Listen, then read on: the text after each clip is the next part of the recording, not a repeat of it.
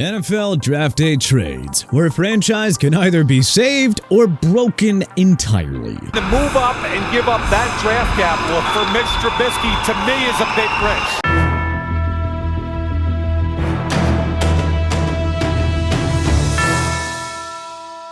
NFL Draft Day blockbusters. There's always plenty of risk involved. Let's dive into the 5 best NFL Draft Day trades in history and the 5 worst. Best, Eli Manning for Philip Rivers. The San Diego Chargers selected Ole Miss quarterback Eli Manning with the number 1 pick in 2004, even though he made it clear that he had no intention to play for them. 3 picks later, the New York Giants took NC State signal caller Philip Rivers at number 4 overall. The Bolton Giants were able to work out a blockbuster deal rather quickly, however, with Manning heading to the East Coast. The Chargers would use the 3rd-round pick on future Pro Bowl kicker Nate Kading. The following year, San Diego used the number 12 pick from the Giants on Maryland linebacker Sean Merriman, who went on to earn 3 Pro Bowl nods himself. We know. Manning went on to win 2 Super Bowl championships with the Giants. Both Rivers and Manning also retired among the top 10 career leaders in passing yards and passing touchdowns. This, honestly, was the ultimate win-win trade for everyone involved. Worst, the Ricky Williams trade. At the 1999 NFL Draft, then New Orleans Saints head coach Mike Ditka coveted Texas running back and 1998 Heisman Trophy winner Ricky Williams. Ditka wanted him so badly that he gave up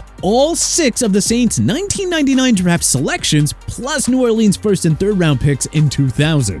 The funny thing is, Williams wasn't exactly terrible in New Orleans. I mean, he had 2 1,000-yard seasons in just 3 years there and hit 884 in the other. But he also didn't move the needle on a lousy football team in the Big Easy. And the Saints later traded him to the Miami Dolphins in 2002. Washington used the number 7 pick that they obtained from New Orleans on future Hall of Fame corner Champ Bailey. Washington also used the number 2 pick of 2000 via New Orleans on Penn State linebacker LeVar Arrington, who was named to 3 Pro Bowls during his time in D.C. And Ditka, he was fired after that disastrous 1999 season that was brought on by the disastrous Ricky Williams trade. Best, Chiefs move up for Patrick Mahomes. The Kansas City Chiefs already had a Pro Bowl signal caller in Alex Smith, who had just led the club to a 12-win season and its first AFC West Division crown in 6 years. But Andy Reid and the Chiefs didn't want to settle on good, they wanted a great quarterback. In a stunning draft day blockbuster that nobody could have envisioned, the Chiefs acquired the number 10 pick of the 2017 NFL Draft from the Buffalo Bills in exchange for the number 27 and 91 picks, plus a 2018 first-round pick. So, with the number 10 pick, the Chiefs selected Texas Tech quarterback Patrick Mahomes. And the rest, as they say,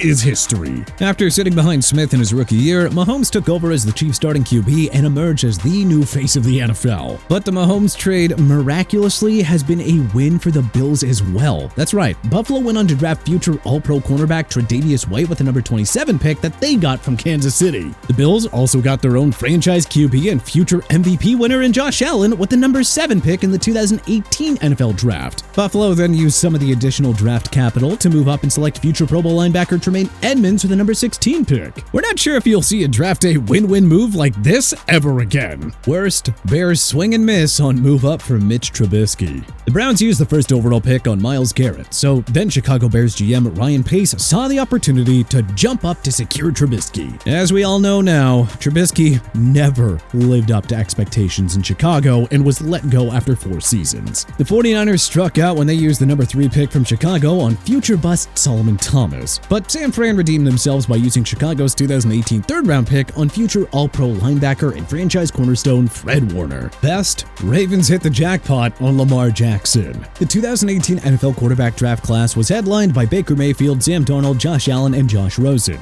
And then there was polarizing Louisville QB Lamar Jackson, whom some scouts and analysts thought should make the switch to wide receiver. So in a move that nobody saw coming, the Baltimore Ravens acquired the number 32 pick and a 4th-rounder from the defending Super Bowl champion Philadelphia Eagles in order to select Jackson. In return, Philly received the number 52 and number 125 picks from Baltimore and a 2019 second-rounder. Chalk this up as an all-time win-win move, ladies and gentlemen. Jackson has become a top 5 quarterback in football since becoming the Ravens' starting QB midway through the 2018 season. He won 2019 and 2023 NFL MVP honors and led the Ravens to the postseason in 6 of his first 7 seasons, going as far as the 2023 AFC Championship game. The Eagles got 3 rock-solid starters and never regretted passing on Jackson, as they got their future Super Bowl winning signal caller Jalen Hurts in the 2020 draft. Worst, Colts trade up, make Jeff George number 1 pick. Looking for a new franchise QB, the Indianapolis Colts were able to obtain the number 1 and number 83 picks from the Atlanta Falcons in exchange for second-year wide receiver Andre Rison, All-Pro offensive tackle Chris Hinton, a 5th-round pick, and Indy's 1991 first-round pick. With the top pick, the Colts selected Illinois quarterback Jeff George, who never came close to meeting the hype. George lasted 4 years in Indy, losing 35 of 49 starts with 41 touchdowns against 46 interceptions. Ironically, George finally broke out when he joined the Falcons in 1994, and then went on to have some success with the Oakland Raiders. To make this deal even worse for the Colts, Rison and Hinton were both shining stars in Atlanta, and the Falcons selected Mike Pritchard, who was another quality wideout, in the 1991 first-round pick that they had received from Indianapolis. Best, Cowboys nabbed the future rushing king. If you're the Minnesota Vikings, the Herschel Walker trade was the worst in NFL history. If you're the Dallas Cowboys, well, it is the best trade in NFL history, pure and simple. The Vikings acquired the 2-time Pro Bowl running back from Dallas in a mid-season blockbuster trade in 1989. As part of the return, Dallas got 4 players, Minnie's 1999 first-round pick, and 2 more conditional first-round selections. The most significant individual component was the Vikings' first-round pick at number 21 overall. Dallas traded that to the Pittsburgh Steelers so they could move up and take Florida running back Emmitt Smith with the number 17 pick. And well, all Smith did was emerge as the centerpiece of the 90s Cowboys dynasty that won 3 Super Bowls over a 4-year period. The 4-time rushing champion also earned 8 Pro Bowl and 4 first-team All-Pro selections. Did we mention that Smith also retired as the NFL's all-time rushing yards and rushing touchdowns leader?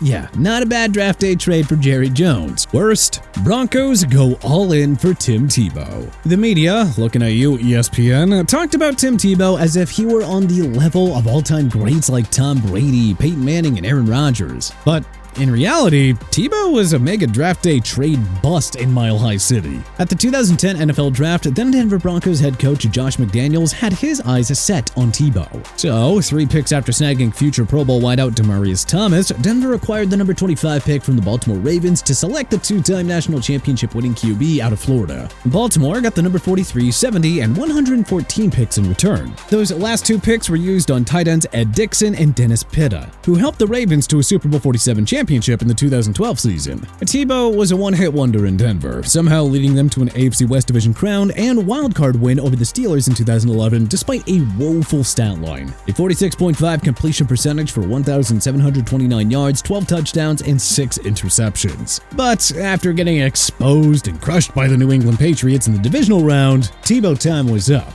The Broncos assigned future Hall of Famer Peyton Manning in free agency and traded Tebow to the Jets. Used in a utility role, Tebow lasted just 1 season with the Jets and never played in the NFL again. Best, 49ers cook up some goat-tasting rice. The San Francisco 49ers were looking for a new number 1 receiver to help Joe Montana push their dynasty to the next stratosphere. They had their eyes on Mississippi Valley State wide receiver Jerry Rice, but there was one significant obstacle. The 49ers had the number 28 pick. They knew that the rival Cowboys also wanted Rice, and Dallas held the 17th selection. The 49ers' last hope was to swing a deal with the New England Patriots, who held the 16th pick. Fortunately, the Pats were happy to help. With the Sweet 16 pick, the 49ers selected Jerry Rice. And, well, you know the rest. The Pats drafted 3 average Joes with those picks. Rice became the greatest wide receiver in NFL history and led the 49ers to 3 Super Bowl championships during his Hall of Fame career. Rice retired as the all-time leader in receptions, receiving yards, and receiving TDs. Worst, Bengals move up for Kijana Carter at number 1. The brand new Carolina Panthers franchise was granted the number 1 pick in 1995, but they were open for business. Ultimately, the Cincinnati Bengals decided to obtain the top selection from Carolina in exchange for the number 5 and 36 picks. With that top pick, Cincinnati selected Penn State running back and former unanimous All-American Kijana Carter. Unfortunately, injuries quickly derailed Carter's career and made his 1995 blockbuster draft day trade an all-time miss for the Bengals. Carter missed his entire rookie year after suffering a knee injury in a preseason game. After a meh 1996 campaign, Carter suffered a season-ending wrist injury in the Bengals' 1998 Week 1 contest. In 1999, he suited up for 3 games before suffering a devastating knee injury that knocked him out for the year. Short-lived stints with Washington and New Orleans did nothing to revive Carter's career. But hey, which other all-time best and worst draft day trades should we have included on our list? Let us know in the comment section below. If you liked this video and learned a thing or two, then hey, clicking the like button helps us out a ton, and you know, we really appreciate it. If this is your first time coming around to TPS though, then subscribing is a great idea, because we put out videos like this every single day. But as always, thanks for watching, and we'll see you guys next time.